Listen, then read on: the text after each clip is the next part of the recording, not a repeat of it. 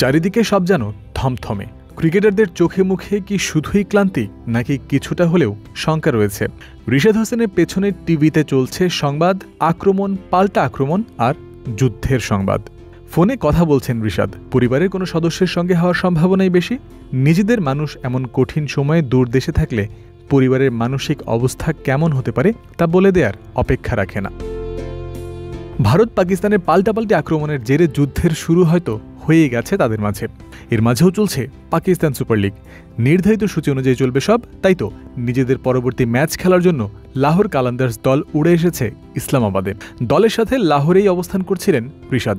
কালান্দার্সের পাঠানো ভিডিওতে দেখা যায় ইসলামাবাদের এয়ারপোর্টে চার্টার্ড ফ্লাইট থেকে সতীর্থদের সাথে নামছেন বাংলাদেশের এই লেগ স্পিনারও। সেখান থেকে গিয়ে এয়ারপোর্টের ওয়েটিং লাউঞ্জে বসেছেন লাহোরের সদস্যরা। বিমানে থাকার সময়টা ফোনে কথা বলার উপায় থাকে না, তাই বিমান থেকে নেমেই প্রয়োজনীয় ফোন কল সেরে নিচ্ছিলেন রিশাদ।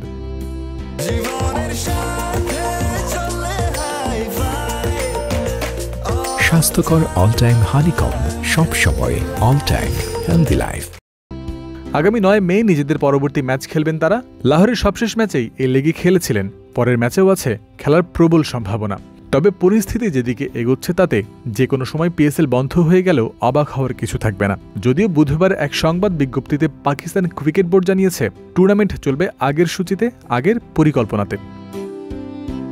অন্যদিকে আরেক সংবাদ বিজ্ঞপ্তিতে বাংলাদেশ ক্রিকেট বোর্ড জানিয়েছে পাকিস্তানে অবস্থান করা রিশাদ ও নাহিদ রানার নিরাপত্তার খোঁজখবর সার্বক্ষণিক রাখছে তারা। পিসিবি এবং বাংলাদেশ হাই কমিশনের সমন্বয়ে তাদের সব ধরনের নিরাপত্তা ও মানসিক শান্তির বিষয়টিও বিসিবি নিশ্চিত করছে বলে জানিয়েছে তারা।